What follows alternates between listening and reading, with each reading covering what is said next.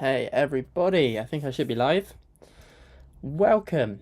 It's been ages since I've done one of these. It's just literally a kind of chance to make some content, get in front of you guys. I'm going to be away at the end of this week until next week, so I want to make sure I didn't, leave you guys without any content this week. And as you can see from the title, I'm talking about the new Fenders, which I caught last week. I think the announcement came out, it might have been Thursday last week. And interesting, back to the Aerodyne stuff. I know there was definitely a period where there was a discussion about Fender Japan not doing anything, not existing anymore. But evidently, they do exist. They're back. They're making more guitars and basses, and I'm going to dive into those here. Oh, my OBS is going funny. What am I doing? Get rid of that. I think it's all working okay. Is it working? Let's just double check. There we go. I'm highlighting something for some reason. Okay, everybody can see everything. Any issues with the stream, do let me know in the comments. I've got that up so I can see whatever you say. Yeah, and any comments at all. Anything anybody wants to say, let me know in the comments. Any questions, anything like that, I'll give you the answers. But yeah, let's talk about these new Fender Aerodynes, and then I'll get out of your way and you can enjoy your days. So, Fender are releasing, as I say, new Aerodyne guitars and basses. As you can see here, we've got 3 guitars. You've got a Telecaster, 2 Stratocasters, and then 2 of the basses. So what I'm going to do is start with the basses, given that's kind of where I've traditionally been on this channel, and then we'll move across to talk about some of the guitar stuff as well. So anything interesting to know about it at the top? Just a lot of it's kind of similar across all of these models. A lot of similar features.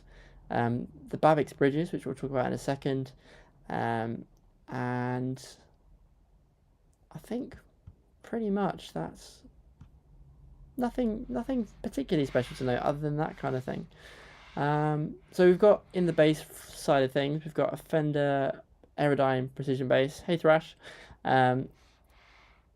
which is a first because, is it a first? I think it's a first.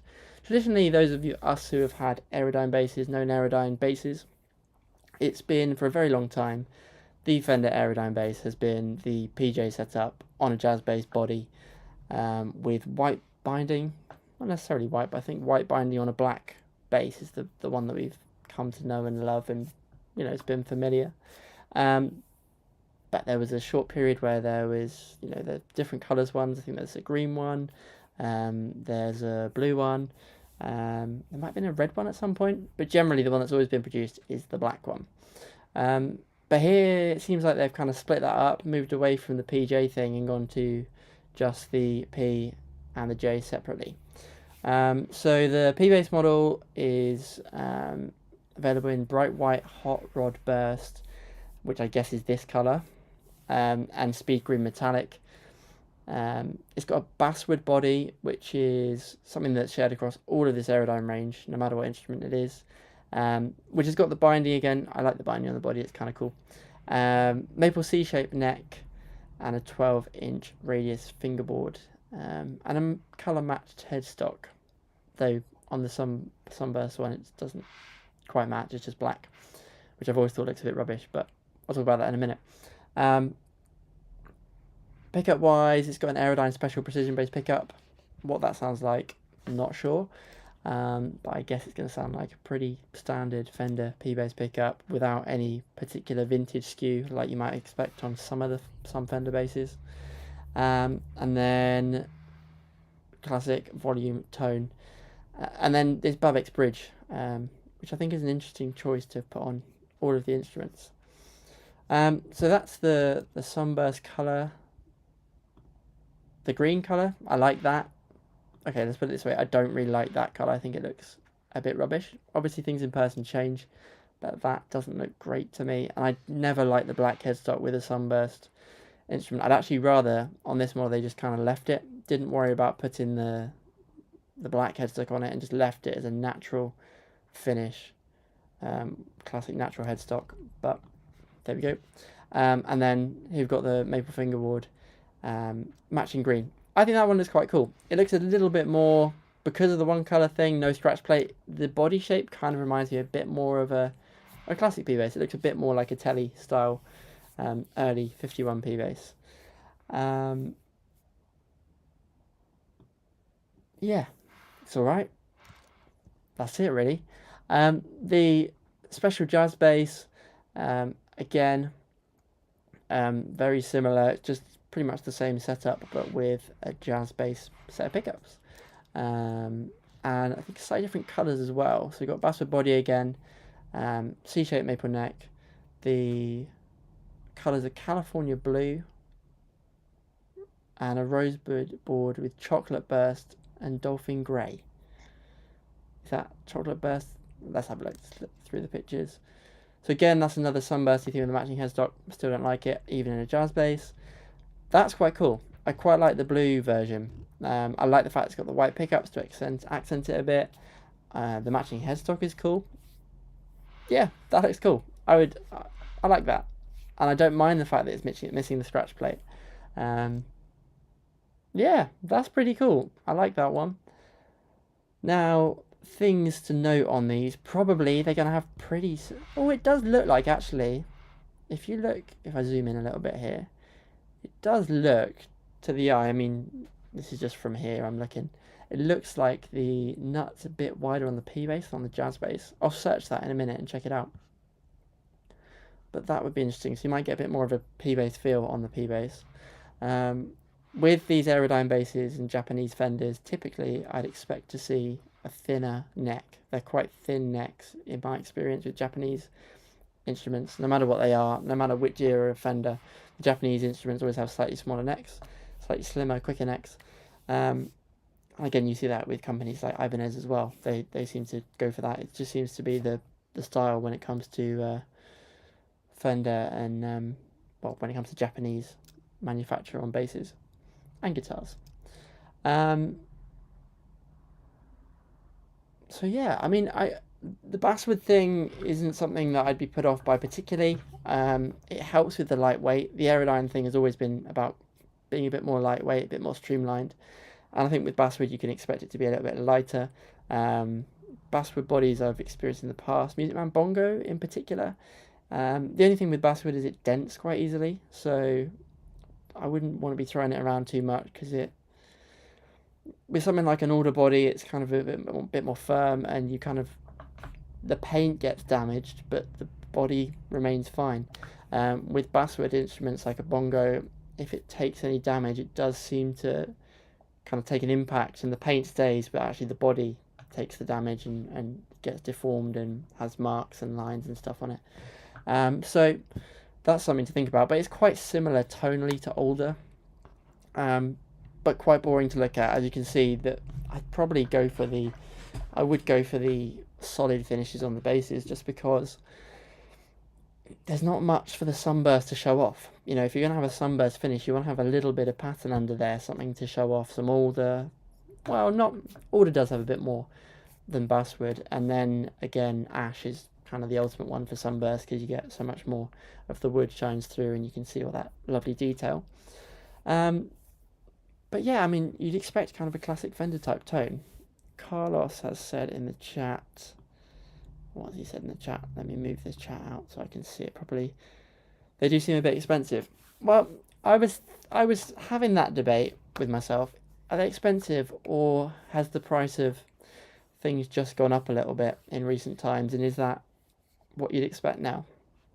I mean, $1,200 used to probably buy you, well, it used to be $1,000, didn't it? That was the mark for the American Standard, which then became the American Professional.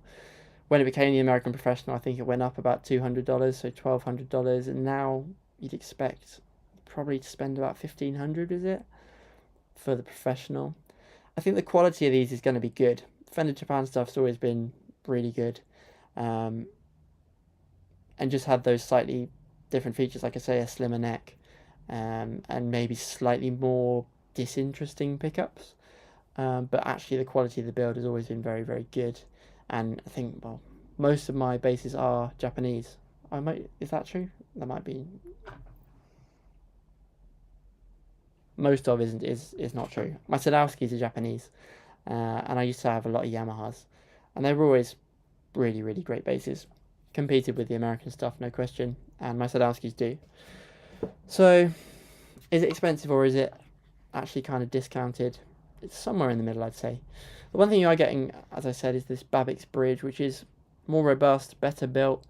I'm going to check out which model it is, actually, because I don't know anything specifically about this model of bridge, but let's have a look. Let's check this out. Well, it's not cheap, is it? It's not a cheap bridge. They got their website anywhere? No, not specifically. Let's go to Bass Direct because I know their website. Okay. So it's one of these, which is £88 in the UK. Here we go. There's some information. Right, so what are we getting here? Ecamm saddle track technology. Okay, so it's a direct replacement for a Fender bridge. Black, gold, and chrome.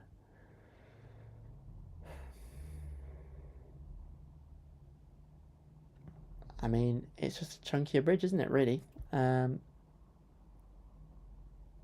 not particularly going, talking about any particular materials like you'd expect, like brass bridges or anything like that.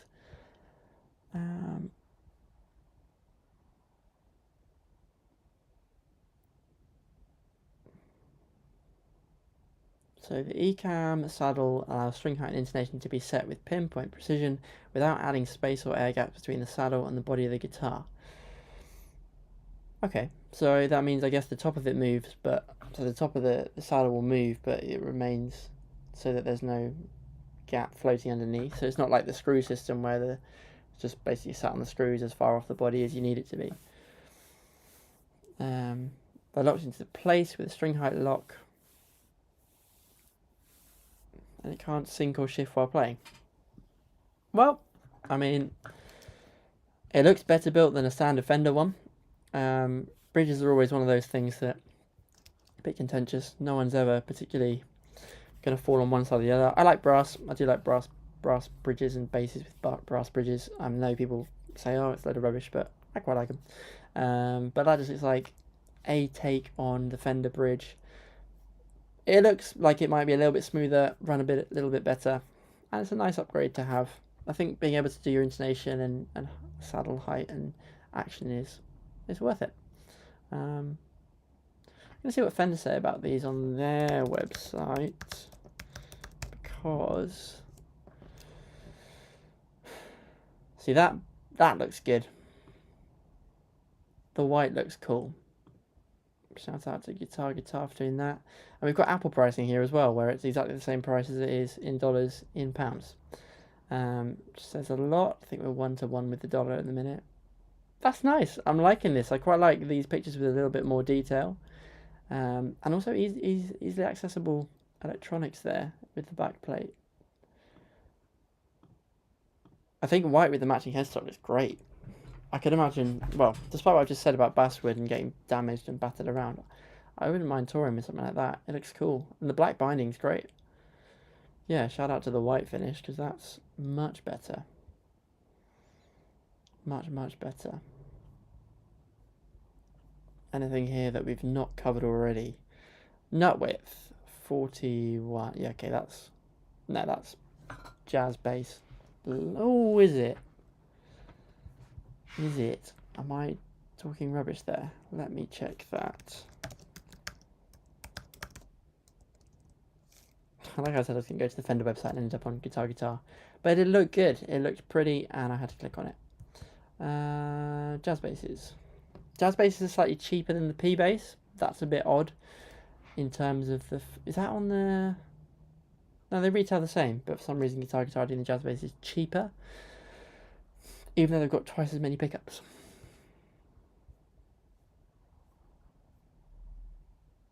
Yeah, thought so. I thought I was talking rubbish. 38mm, of course, for a jazz bass. As I started saying, I was like, that's not true. They're definitely smaller. So you are getting a little bit of a disparity in terms of the nut width. So you will get a bit more of a P-bass-like feel.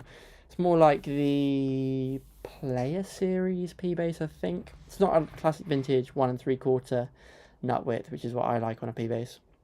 But somewhere in between. So you've got 41mm, 42mm. On the P-bass model, which will give you a bit more neck width and chunk than a jazz bass. But again, like I say, the Aerodyne's generally quite thin, neck-wise.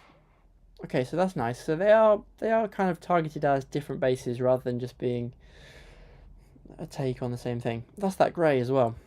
See, that's quite nice as well. I don't mind that at all. That's a lot better than the Sunburst, which I just... No, not for me. I quite even like the way that Made in Japan stamped on the back of the headstock. It just looks pretty solid. It's very Yamaha-esque, to be honest. And that's not a bad thing at all. Yeah, nice. I like them. I think they're really cool. Price-wise, yeah, I think they're somewhere in the middle. Just about right. Not sure. Anything else that I can learn from the Fender website that I've not already covered? Oh, that's interesting. The price actually is massively different, isn't it, there? If we're looking at the traditional Fender Aerodyne, the one I was talking about earlier, it was retailing at $900. So yeah, it is a big step up, and is it going to be worth it? I guess it depends on the pickups. Are these new Aerodyne pickups a lot better? Or are they just kind of a generic? I'm expecting to be just a kind of generic Fender pickup, Fender-like pickup, because that's what I've seen on the Aerodynes in the past, or not the Aerodynes, but Japanese pickups in general. I've rarely found something that I thought, oh yeah, this is great. It's always the downfall for me with Japanese instruments is, unless they've got an American style pickup in it, a DiMarzio or a Seymour Duncan or something like that, generally I would want to change it out for something with more character.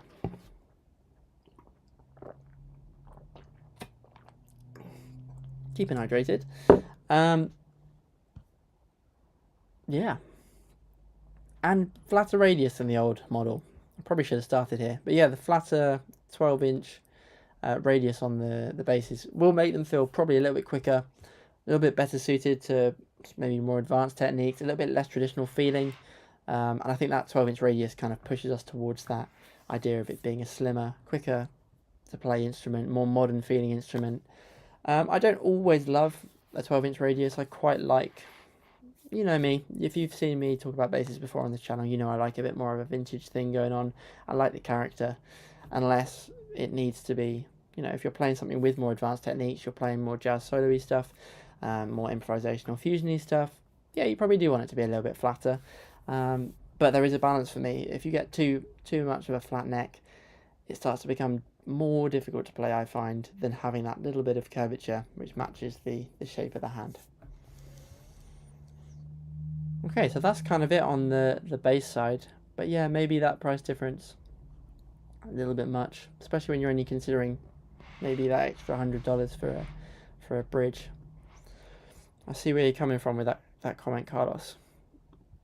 Alrighty, so that's that on the bass front, and then let's take a look on the guitar front. Guitar front is very, very similar. Very similar. So similar specs, similar pricing, and similar probably in terms of the design and feel. You're not going to get anything that different on these than you are with the basses. So I think this looks really good. First of all, I think this Strat looks great. I like the white. I like white instruments.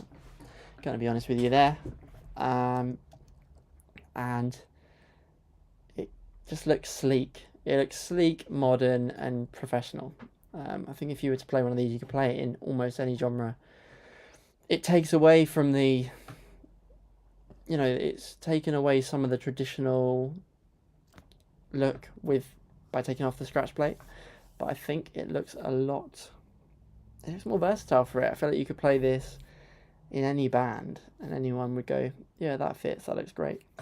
Only thing that is interesting is this with the open cutouts, because that's, you know, how Strats are routed underneath. You don't have the pick guard to cover that, and so this is going to get really dirty at some point. It'll become full of dust and bits of skin and gross stuff, because that's what happens when you've got exposed space around pickup cavities. But looks great. Again, we've got Basswood, similar to Audi. You can expect it to be pretty neutral, bit of low mid punch, and lightweight. Aerodyne special single coils again, similar to the bass. I can't expect too much from those, but I'd love to be proven wrong. As I say, the price has gone up, so there's got to be some magic in this. Otherwise, it just looks like it's a lot more expensive for not a lot more. Similar Strat layout on the controls.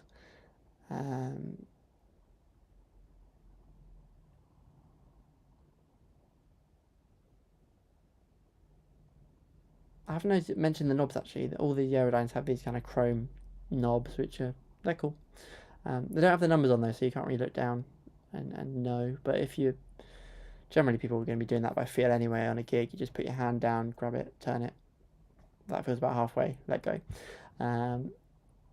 Again, we've got a Babix bridge here, which you've got to probably expect is probably more important on something like this. Something like a Strat with a tremolo. Having a Babix tremolo is probably going to be much better than a standard Fender one. And yeah, 12-inch radius on a guitar like this makes a lot more sense, I think. I think it makes more sense on guitars than it does for bass in general. It gives you a little bit more speed, a little bit more agility, and makes, you know, bending a lot easier. You don't have, you know, it's not like a 7 1/4-inch Strat where you kind of bend and choke it out. So yeah, that's a nice touch as well. And again, it's a C-shaped neck. I think you can expect it to be pretty slim, pretty fast, kind of like a Fender Aerodyne type thing. And what other colours have we got here? Let's zoom out. It's a bit much. Oh, do I like that? I kind of like that. Not as much as I liked it on the jazz bass. I think it looked better on the jazz bass, but it looks pretty cool. Yeah. The only thing I will say in all of these, it looks like the maple neck might be finished quite heavily, which is, I normally find to be a cheaper guitar thing, where they heavily colour the maple once they've manufactured it and finished it, and I don't, it's kind of to make it look more consistent, and it looks like they might have done that on these, but I haven't got one in my hands, so I can't be 100% sure. But yeah, that's kind of cool, and the light blue thing makes it kind of broadly appealing to a lot of people. Cute stratiness. And then you've got an HSS version, so it's exactly the same, I think. Yeah, nothing different except the humbucker and different colours. Again, this has got the green version, so basically the same colours we had on the bass. That looks cool. I do like that. Gives me a big Music Man Luke vibe with the silver pickup in the back and the 2 Strat pickups at the front. And in fact, the fact that it doesn't have a scratch plate on it gives me massive Music Man Luke. Yeah, it's a Music Man Luke, isn't it, really? It's Fender's version of a Music Man Luke. But nice. Like it. It's cool. And you've got the humbucker in there, so if you need it for your solos and more modern, higher gain stuff, that option's there. Again, is it going to be a great pickup? Who knows? Someone will know once they've tried it out, picked it up. And then the Telecaster. Now, I like this. I like the colour. I think it works really well, and I think the fact that it's got a rosewood neck with the blue looks great on a telly. Funny how each of these shapes, different colours, work way better than others. But yeah, so this has got a Babix telly bridge. So no trem, of course, it's Telecaster. C-shaped maple neck, 22 jumbo frets. Now, it doesn't say anything about a 12-inch radius on the Telecaster. Is that because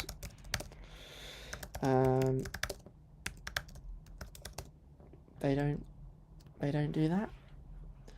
Also, is this the first? No, it's not the first Aerodyne Telecaster. That is quite cool, actually. Like, look at that one on eBay. Whoever's selling that gets a bit of free promo on this video.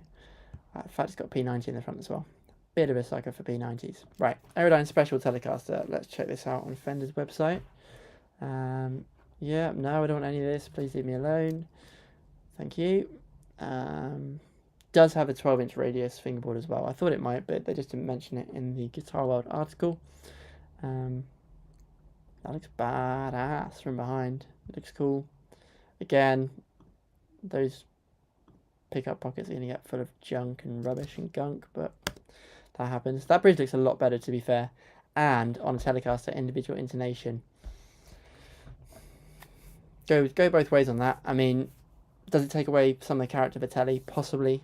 Does it make it a better instrument? Probably. But yeah, intonation on individual saddles is nice. I think this is great, and the binding looks great as well. Nice. I like this a lot. I like Telecaster, in case you can't tell. Nice. I think the matching headset looks great. That doesn't look great, though. Let's have a look at the other colours. No. Not for me. Don't know why. That doesn't look as good as the blue does. By a long way. But maple on a Telecaster. Natural. That looks great, though. I like that particular model with that finish on the neck. It's great. But yeah. Not a fan of that. And that's... No, not a fan of that either. So, if you're going to get a Telecaster, you've got to get it in blue and have the rosewood neck. No, not really. But, and the grey's better in comparison to the black. Definitely better. But yeah, still not perfect if you ask me. Quite nice on the... That looks cool. That's a nice touch. The Aerodyne in on the neck plate. That looks awesome. I like that a lot. I feel like with these instruments, they're trying to really push out that different side of things and make them more modern, make them sleeker, appeal to a different audience. And yeah, I can see that. It looks like a more modern instrument. Yeah, that's the Telecaster for me. But I do really like that Strat. I've got to say, I like that Strat a lot. Let's just special, isn't it? Oh, I can't type. But everyone knew that already if they've ever seen me do a live stream. Yeah, that'll do. You're going to ask me again which country I am in, and no, it's not. Good. Anyway, 2022 new releases is going to be what I want. Let's hope. I'm surprised they haven't done an Aerodyne Jazzmaster, given how popular those seem to be at the minute. Jazzmasters are everywhere. Right, let's check these other colours. Have I done the Strat? I'm pretty sure I have done all the colours. That works. That's a bit better. I think Sunburst Strats are more traditional, aren't they? And the rosewood helps. That's better. And yep, I like that one a lot. I kind of love this though. I don't like Strats. Don't really like Strats, but I would quite like that combination. Yeah, that could turn me away from the Strat dislike. Not that I hate them, I just don't think they overused. I like them in certain positions, for certain parts in songs. I love them. Sometimes they are the right part, you know, on a little disco strummy thing or something like that. Those kind of toppy Nile Rodgers chords. I mean, you've got no choice. That's the sound, isn't it? And some of that kind of little part stuff, I love them. I just don't really love them as a lead instrument. But of course, everyone will disagree, and feel free to do so in the comments below. If you're watching on the replay or in the live chat, if you're watching it right now. And yeah, grey. See, I quite like that. I quite like the grey with the rosewood. I just don't like the grey with the maple. Funny how different combinations speak in different ways. Don't like that at all. But people will love it, I know. That's fine. and I think that looks cool as well. So I mean, maybe a blue one and a, if you're gonna buy a pair, buy a blue one and a green one to make it stand out, or a blue one and a white one. Get one of each. Why not? Because it's expensive.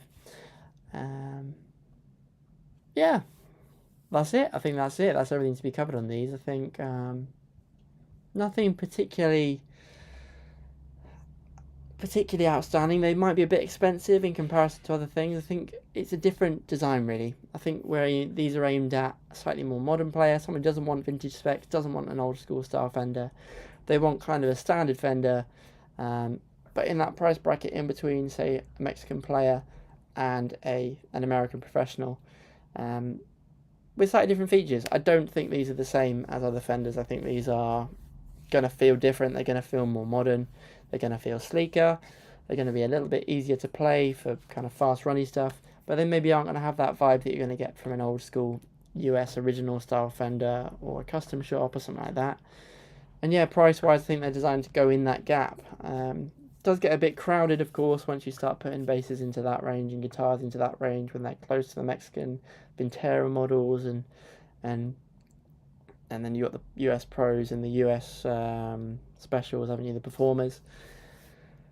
It does get a little bit crowded in there, but I guess they are kind of aiming for the fact that these have a different look. They are more modern without the pick guards, I think, and they are lighter. They're doing the Aerodyne thing. So that's my little roundup on those instruments. Let me know your thoughts on them in the comments below. Let me know if you think you're going to be buying one of these. Yeah, let me know in the replay, in the chat. Let me know what your thoughts are on these. And I will leave links to different affiliates that really help me out do more videos, make more content more regularly.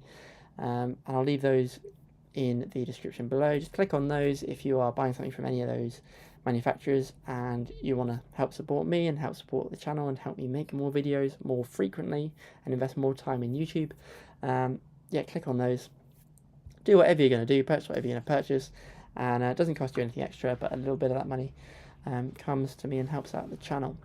So that's it. Thank you ever so much for tuning in, watching live, watching on the replay. And I will see you very soon with more videos and more content. Bye.